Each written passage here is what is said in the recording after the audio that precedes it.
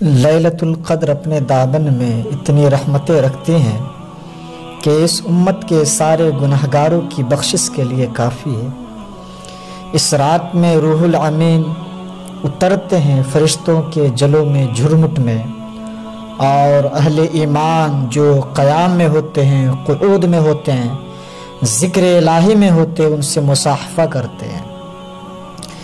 اس رات کی جھرمٹ میں اللہ کی بے پناہ رحمتوں کا نزول ہوتا ہے، اتنی رحمتیں اترتی ہے۔ امام قویری لکھتے ہیں کہ روئے زمین کے تمام مسلمانوں میں ان رحمتوں کا تقسیم کر دیا جاتا ہے، رحمتیں پھر بھی بچ جاتی ہیں۔ جتنے فرشتے رحمتیں لے کر آتے ہیں وہ رحمتیں سب کو دینے کے باوجود بھی رحمتیں بچ جاتی ہیں، پھر وہ رحمتیں دارالحرب میں رہنے والے کافروں میں بانٹ دی جاتی ہے، اور جس کافر کو اس رحمت سے حصہ ملتا ہے اللہ اسے اسلام عطا فرما دیتا ہے۔ یہ جو آپ آئے دن سنتے رہتے ہیں کہ فلاں عیسائی مسلمان ہو گیا، فلاں ہندو مسلمان ہو گیا، تو امام قویری آپ علیہ رحمت رضوان لکھتے ہیں، آپ فرماتے ہیں کہ یہ شب قدر کو آنے والی رحمتیں ہوتی ہے کہ مسلمانوں کی جھولیاں بھر دی جاتی ہے، اور پھر اس کے بعد رحمتیں بچ جاتی ہیں، دارالحرب کے اندر رہنے والے کفار کو بانٹ دی جاتی ہے، اور انہیں اللہ پھر بعد میں ایمان عطا فرما دیتا ہے۔ اور ایک روایت کے لفظ اس طرح ہیں کہ پھر وہ رحمتیں چھوٹے بچوں میں بانٹ دی جاتی ہے۔ اللہ رب العزت کی رحمتیں کتنی عمیم ہیں اور اس کی رحمتیں کتنی وسیع ہے۔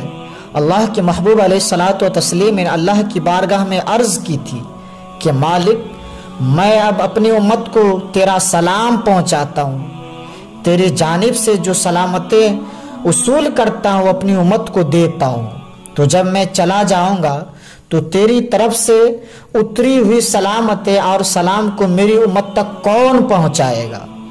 تو اللہ تعالیٰ نے سورۃ القدر نازل کی، اس میں فرمایا سلام، محبوب فکر نہ کیجیے، فرشتوں کی ڈیوٹی لگا دی ہے میں نے، اب وہ قیامت تک تیری امت پر سلامتی نازل کرتے رہیں گے۔ تو اس رات کی جھرمٹ میں بے پناہ برکتیں ہیں۔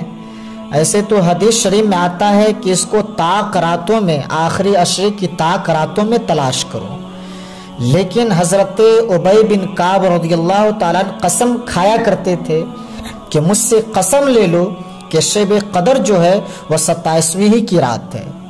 حضرت بایزید بستامی رحمۃ اللہ علیہ فرماتے ہیں کہ ہم نے زندگی میں 2 مرتبہ شب قدر پایا ہے، اور دونوں مرتبہ 27ویں ہی کی شب کو پایا ہے۔ ابو الحسن ایک بزرگ ہیں، وہ کہتے ہیں کہ جب سے ہم نے ہوش سنبھالی ہے اس وقت سے لے کر اب تک ہر سال میں شب قدر کو پا رہا ہوں، اور یہ ایک میرا تجربہ ہے کہ اگر پہلا روزہ پیر کا ہو تو شب قدر 21 تاریخ کو ہوتی ہے، اور اگر پہلا روزہ جمعرات کو ہو تو شب قدر 25 تاریخ کو ہوتی ہے، اور اگر پہلا روزہ جمعہ یا منگل کا ہو تو شب قدر 27 کو ہوتی ہے، اور اگر پہلا روزہ وہ اتوار یا بدھ کا ہو تو شب قدر 29 تاریخ کو ہوتی ہے، اور اگر پہلا روزہ سنیچر کا ہو تو وہ 23 تاریخ کو ہوتی ہے۔ تو اس کی رحمتیں ہے نا اس طرح عموم ہوتی ہے اس رات کی کہ ہر کو ڈھانپ لیتی ہے۔ اللہ رب العزت کی رحمتیں بازو پھیلائے ہوئے ہیں، آواز دیتی ہیں کہ ہے کوئی بخشش مانگنے والا، ہے کوئی رزق مانگنے والا، ہے کوئی سوال کرنے والا، میں اس کی جھولی بھر دوں۔ ہم تو مائل بکرم ہے کوئی سائل ہی نہیں، راہ دکھلائیں کسے کوئی راہ روے منزل ہی نہیں، کوئی راہ روے منزل ہی نہیں۔ صرف 4 اشخاص ایسے ہیں جو اس رات محروم رہتے ہیں۔ پہلا عادی شرابی، جو شراب کا عادی ہو، پینے والا جب جب اسے میسر ہو شراب پیتا ہو۔ دوسرا والدین کا نافرمان۔ تیسرا قاطع رحم، یعنی خون کے رشتہ کو توڑنے والا۔ اور چوتھا جو شخص سخت دشمنی رکھنے والا ہو. اور سخت دشمنی اس کو کہتے ہیں جو 3 دن سے زائد ہو، کیونکہ مومن جب ایک دوسرے سے ناراض ہو جاتے ہیں نا تو 3 دن سے زیادہ ناراض نہیں رہتے وہ.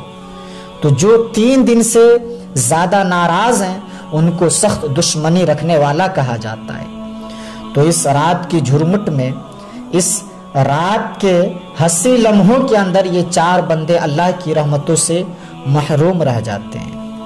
اگر توبہ کریں تو اللہ تعالیٰ جل شانہ اس رات کا حصہ انہیں بھی عطا فرمائے گا.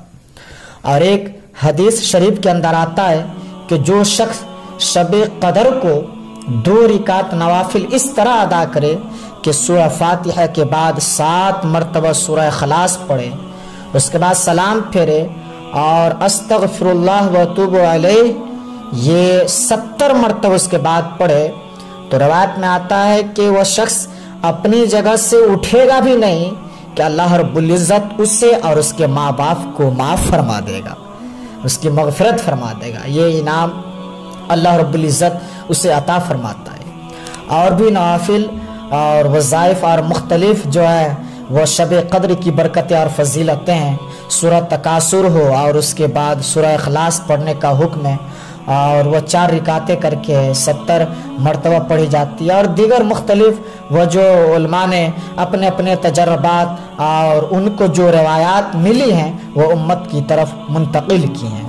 تو یہ رات اپنے دامن میں اس اعتبار سے بہت ساری رحمتیں لیے ہوئے ہمارے یہاں جلوہ گر ہوتی ہے. اللہ اس رات کو برکتیں ہم سب پر ہے نا عام فرمائے.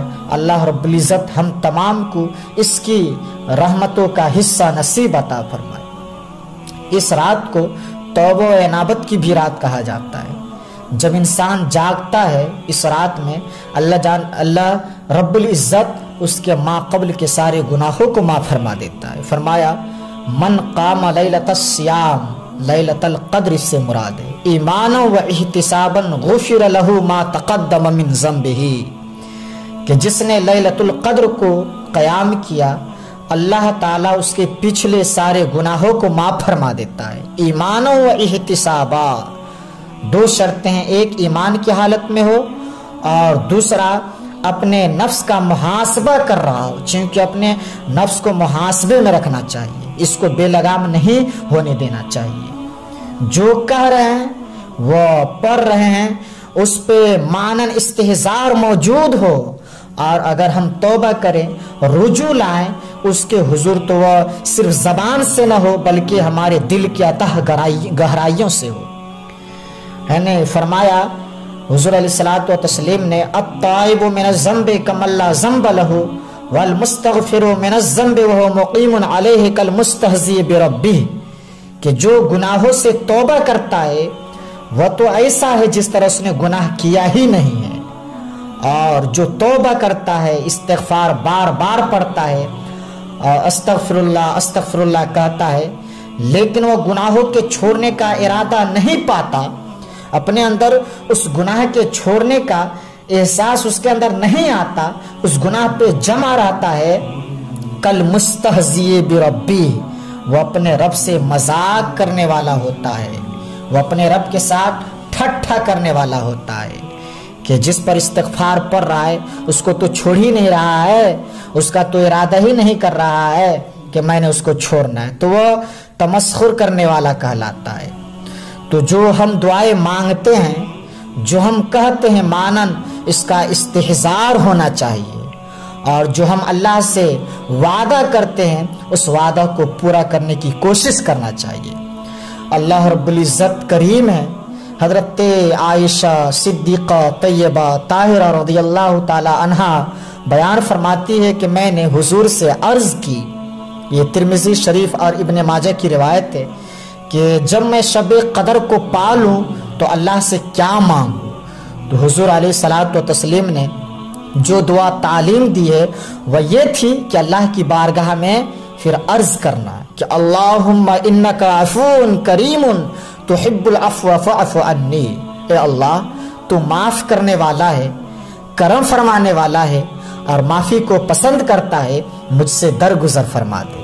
یعنی اس خاص لمحے کے اندر اگر اللہ سے کچھ مانگنا ہے، جب شب قدر کو پا لے، جب وہ لمحے آ جائیں، جبریل مصافحہ کر رہے ہوں، جب بدن کے رونگٹے کھڑے ہو جائیں، رقت طاری ہو جائے، وہ کیفیت بن جائے کہ دل کہے، وجدان ادراک کرے کہ یہی لیلۃ القدر ہے، یہی وہ لمحے ہیں، اور یہ جو ہمارے اوپر کیفیت ہے کہ یہ مصافحہ جبرائیل ہے، جب یہ کیفیت مل جائے تو اس وقت یعنی اہم وقت میں کیا مانگے؟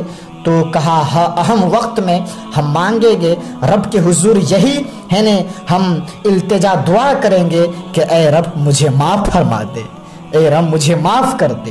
تو یہ اہم دعا ہے مومن کی، جس کو تعلیم دیا گیا شب قدر کے حوالے سے۔ آگے پیچھے بھی اللہ کی بارگاہ میں یہ دعا مانگنی چاہیے۔ اگر انسان کے توبہ سے گناہ مٹ جاتے ہیں تو استغفار پڑھنے سے ہے نا کیا کہتے ہیں فائدہ ہے، عفو کرم کا مطالبہ کرنے سے، اور اگر گناہ نہ بھی ہو تو اللہ رب العزت درجے بلند فرما دے گا۔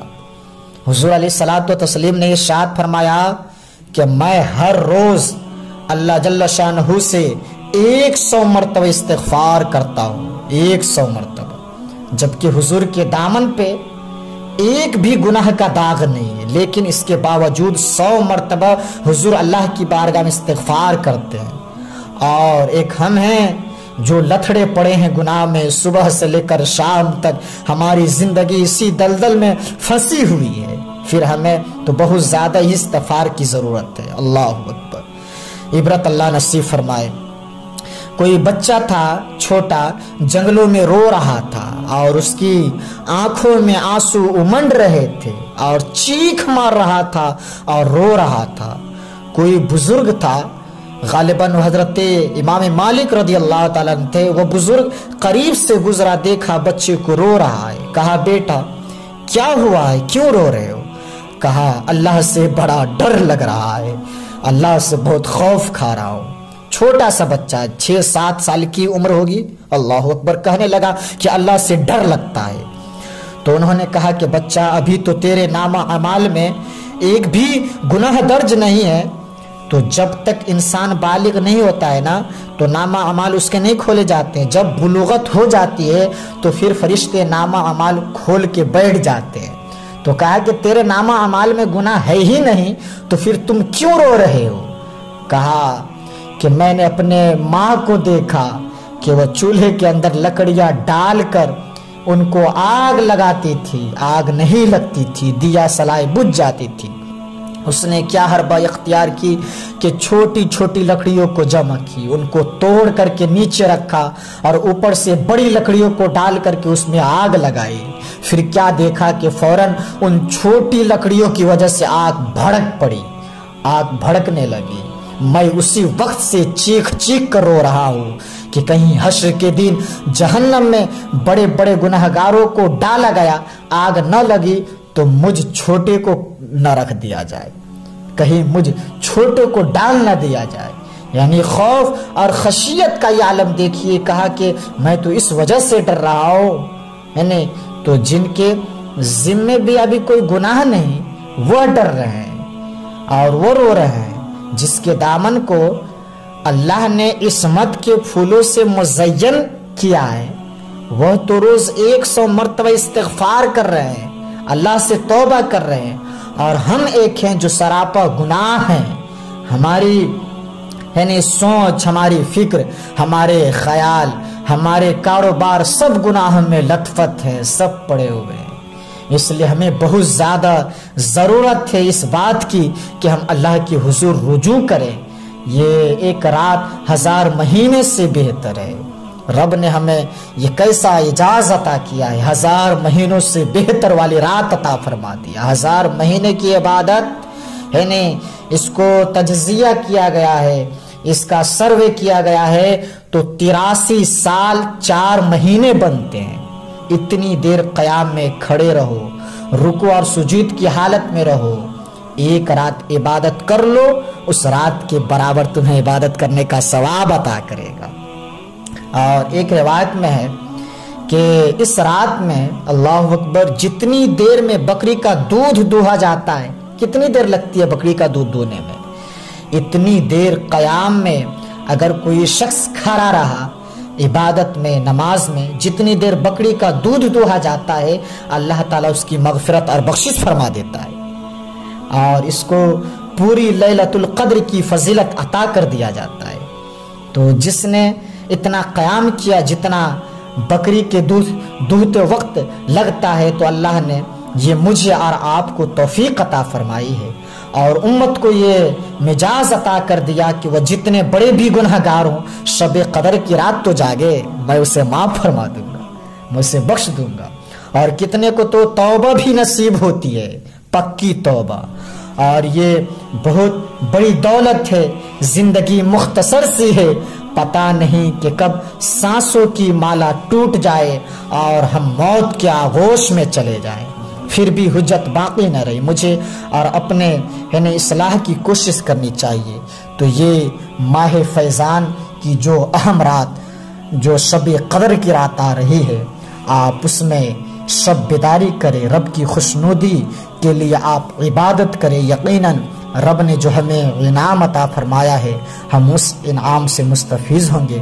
اللہ ہم تمام کو شب قدر کی برکتوں سے، رحمتوں سے اور اس کی عظمتوں سے مالا مال عطا فرمائے۔